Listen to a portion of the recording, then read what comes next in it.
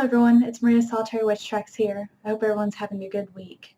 It's been a very busy week for me just because it feels like everyone has a birthday. Like every single weekend I'm going to someone's birthday, and then the end of the last weekend of July is my birthday, so it's been a little busy.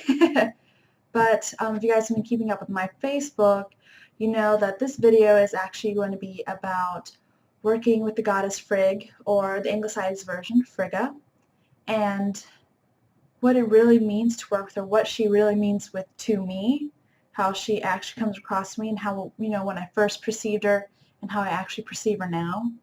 And if anyone has any interest in the Norse pantheon, Asatru, or the goddess Frigga, then this would be a great video for you.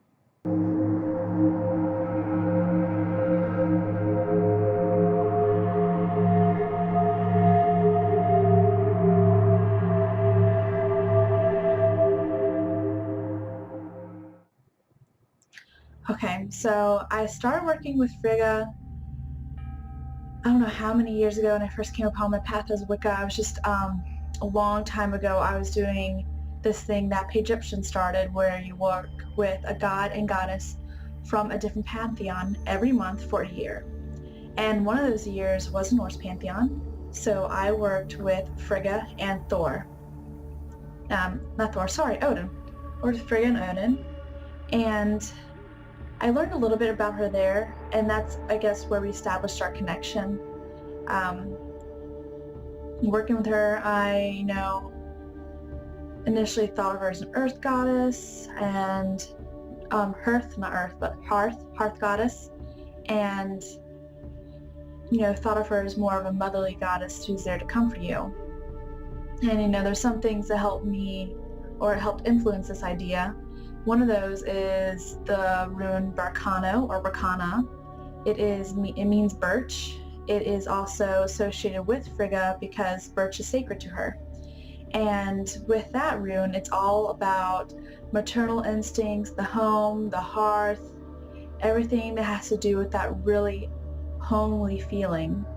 And that kind of gave me the impression of that's what all Frigga was about, or Frigga is about, and created that misconception in me.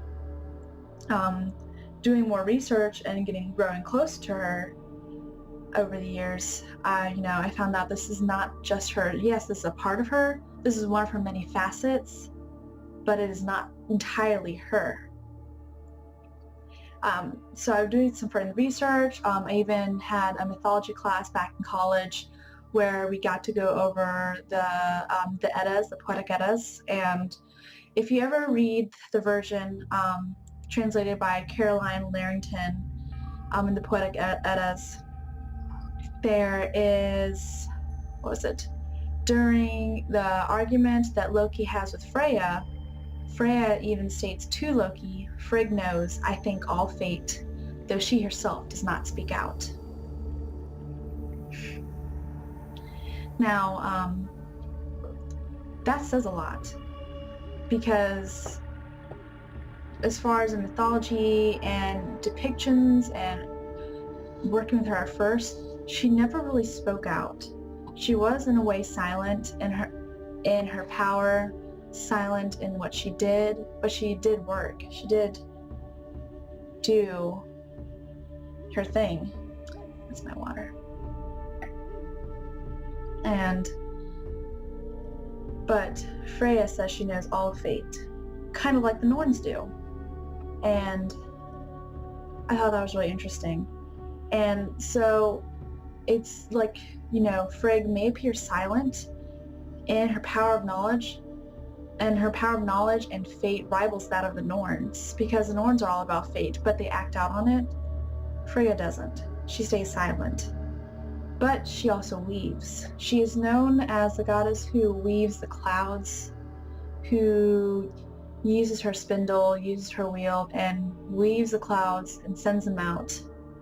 And we can divine from the clouds. We do divination, we seek our fate, knowledge, what have you, in the lining of the clouds and the shape, their location, how they feel. So in a sense, she does share her knowledge of fate. She, in her own way, she shares her knowledge with us, but she may be silent.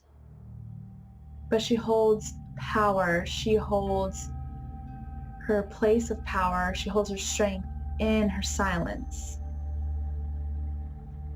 And I don't know, like over the years, we've grown closer and closer together. And we've worked together. And my matron used to be Hecate, but I'm honestly like, I'm getting so attached to Frigga right now, and so just like growing into her that maybe she's my new matron. I don't know. I mean, Hecate is always gonna have a place in my heart, but there's something about Frigga that really calls to me and really speaks to me right now. And maybe it might be because she's silent and that people have this misconception of her, but she's so much more than that. She is so deep and so knowledgeable, and like, it's like, you know, you see a person, man or woman, they're like, you know, you go someplace and there's a group of people, or you go to a party or something, and you see someone who keeps to themselves, but you can tell they're watching. You can tell they're like logging every second of this, and that they know things that you don't know. It's kind of like Frigga. She is the observer. She knows this knowledge of fate is in her, but she doesn't have to be loud about it. She knows what needs to be said and when it needs to be said, and when the time comes, it appears to us in the clouds. And so it is that deep, silent watcher energy that I'm getting from her that really speaks to me right now in this point in my life. So there's got to be some lessons I'm learning from her. I mean, I've learned this most recent lesson from her.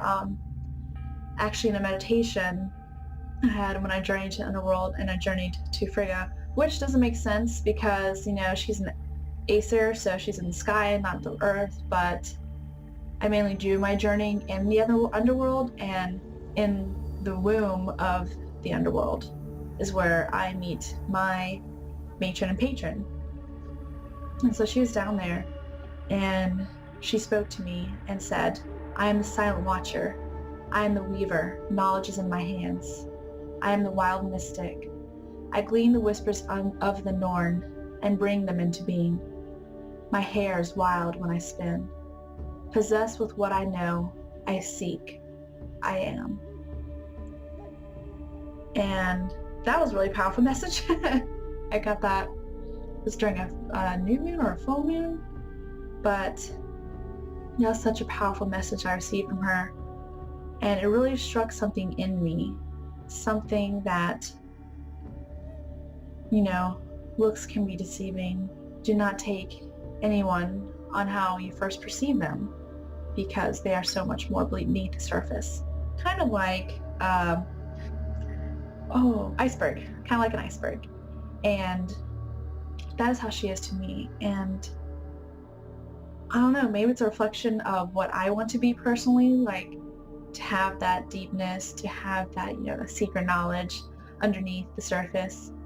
But to me, Frigga, I mean, she does have that motherly instinct. She does care, and you can have that divine child-mother connection with her. But she is also an enchantress. She's also a mystic. She has knowledge of fate, but she chooses to share it in her own, and that's really, I think, really powerful and something very different about her. So that is how I perceive Frigga, how I worked with her. Now that I have received that message, I know that deepness that is in her. I feel like our bond has strengthened even more so, and I'm learning a whole bunch of new things from her.